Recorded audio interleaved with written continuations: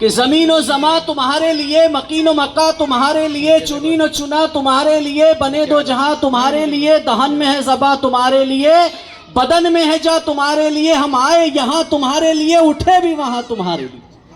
تو پیارے آقا علیہ الصلوۃ والسلام کے صدقے طفیل یہ ساری کائنات کو پیدا کیا گیا، اور پیارے آقا صلی اللہ علیہ وسلم کا جشن صحابہ نے، اولیاء نے، سب نے منایا ہے۔ اللہ تبارک و تعالیٰ نے پیارے حبیب صلی اللہ علیہ وسلم کا جشن منایا، اور پیارے آقا علیہ السلام کے جشن کی خوشی میں اللہ تبارک و تعالیٰ نے حضرت جبریل علیہ الصلوۃ والتسلیم کو حکم دیا۔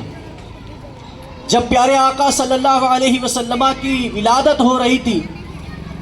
تو اللہ تبارک و تعالیٰ نے حضرت جبریل علیہ السلام سے فرمایا، اے جبریل، میرے محبوب کی آمد ہونے والی ہے، جاؤ اور جنت سے جھنڈے لے جاؤ اور جھنڈے لے جا کر اس کو نصب کر دو۔ تو حضرت جبریل علیہ السلام جب تشریف لائے تو حضرت آمنہ اس کو روایت کرتی ہے کہ جہاں اللہ کے رسول صلی اللہ علیہ وسلم کی پیدائش ہو رہی تھی، حضرت آمنہ کے گھر پر حضرت جبریل نے وہاں پر ایک نصب جو ہے جھنڈا فرمایا تھا۔ روح الامی نے گاڑا کعبے کی چھت پہ جھنڈا، تا عرش اڑا فریرا صبح شب ولادت۔ تو پیارے آقا صلی اللہ علیہ وسلم کا جشن منانے کے لیے ہم اسی وجہ سے گھروں پہ جھنڈے لگاتے۔ تو یہ جھنڈے لگانا یہ اللہ کا حکم ہے اور حضرت جبریل علیہ السلام کی سنت ہے، ہم اس لیے اپنے گھروں پہ جھنڈے لگاتے۔ اور اللہ تبارک و تعالیٰ نے اپنے حبیب کی آمد کی خوشی میں الحمدللہ یہ نور جب پیدا فرمایا تو اللہ تبارک و تعالیٰ نے اپنے حبیب صلی اللہ علیہ وسلم کے نور کے صدقے، اور جب دنیا میں بھیجنے والا تھا اسی لیے پہلے دنیا کو سجایا، جنت کو سجایا، یعنی اللہ کے رسول صلی اللہ علیہ وسلم کی ولادت کی خوشی میں الحمدللہ یہ سب شامیانہ سجا ہے۔ یہ آسمان جو سجا ہے یہ اللہ کے رسول کی آمد کی خوشی میں سجا ہے کہ جب اللہ کے رسول کا نور بنا تو اسی نور میں سے یہ آسمان بنایا گیا ہے، آسمان میں چاند اور ستاروں کو لگایا گیا ہے۔ یہ سب ہمارے نبی کے لیے، ہمارے پیارے آقا علیہ الصلوۃ والسلام کے میلاد کی خوشی میں ہے۔ تو جب اللہ اپنے حبیب کا میلاد منائے، فرشتے جو ہے رسول اللہ کا میلاد منائے، صحابہ جو ہے رسول اللہ کا میلاد منائے، ہر ولی اللہ کے رسول کا میلاد منائے، تو ہم کیوں نہ میلاد منائیں؟ تو ہم بھی اپنے آقا صلی اللہ علیہ وسلم کا میلاد مناتے ہیں، میلاد لیکن پرتپاک طریقے سے مناتے ہیں، جوش و جذبے کے ساتھ میں مناتے ہیں۔ تو ہم یہ پیارے آقا علیہ السلام کی محفل میں بیٹھے ہیں۔ کسی نے بڑی پیاری بات کہی ہے کہ حضور سرکار کی محفل کو سرکار سجاتے ہیں،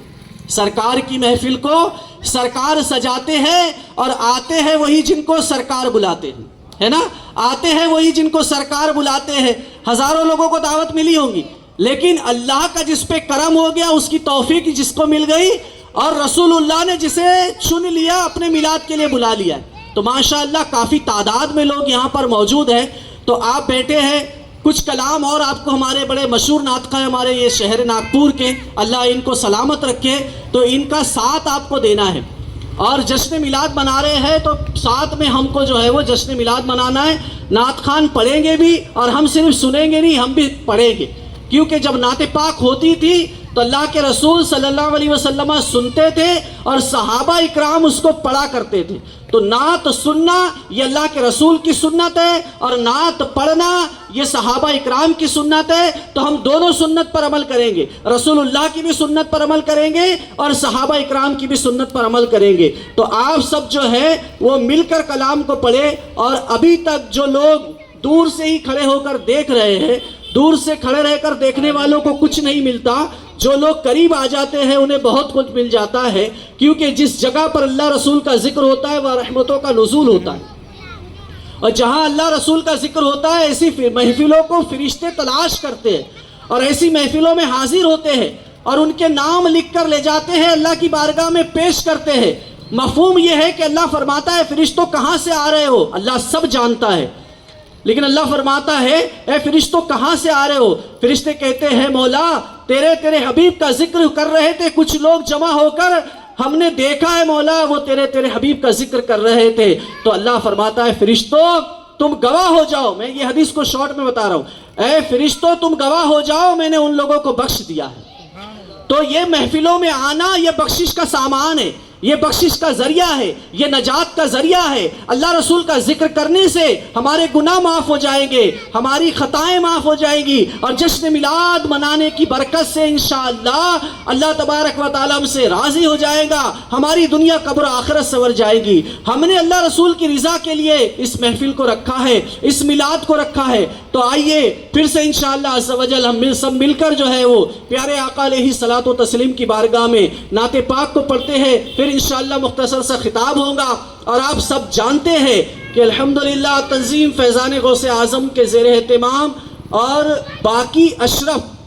بوریا پوری کی جانب سے الحمدللہ یہ پروگرام کو ارینج کیا ہے، ہمارے نوجوان لوگوں نے اس پروگرام کو ارینج کیا ہے۔ تو الحمدللہ آج کے پروگرام کی خصوصیت یہ بھی ہے جشن میلاد کے ساتھ ساتھ میں کہ آپ اور ہم بڑے خوش نصیب ہیں کہ اللہ کے رسول صلی اللہ علیہ وسلم کے منہ مبارک شریف کی بھی انشاءاللہ صلاۃ و سلام اور دعا کے بعد میں آپ کو زیارت کرنی ہے۔ پہلی چیز یہ ہے کہ پیارے آقا صلی اللہ علیہ وسلم کے منہ مبارک شریف کی زیارت کرنی ہے، اور پھر انشاءاللہ منہ مبارک کی زیارت کرنے کے بعد میں ہم پیارے آقا صلی اللہ علیہ وسلم کی زلف پاک کی بھی زیارت کریں گے۔ الحمدللہ زلف پاک کی بھی زیارت ہوگی، اور غوث پاک کے مزار پاک کی بھی چادر شریف آئی ہے اس کی بھی زیارت کریں گے۔ تو بہرحال دل جمعی کے ساتھ بیٹھے رہیں اور پرتپاک طریقے سے نعت خوان کا ساتھ دیں اور ساتھ میں مل کر پڑھیں۔ ایک مرتبہ درود پاک پڑھ لیں، اللہم صلی علی۔ مجھے ایسا لگ رہا ہے کہ میں بوریا پورے میں بیٹھا ہوں اور آپ گولی بار چوک پر بیٹھے ہوئے، مجھے کیوں ایسا لگ رہا ہے؟ ارے بھائی آپ میرے سامنے ہی ہے نا،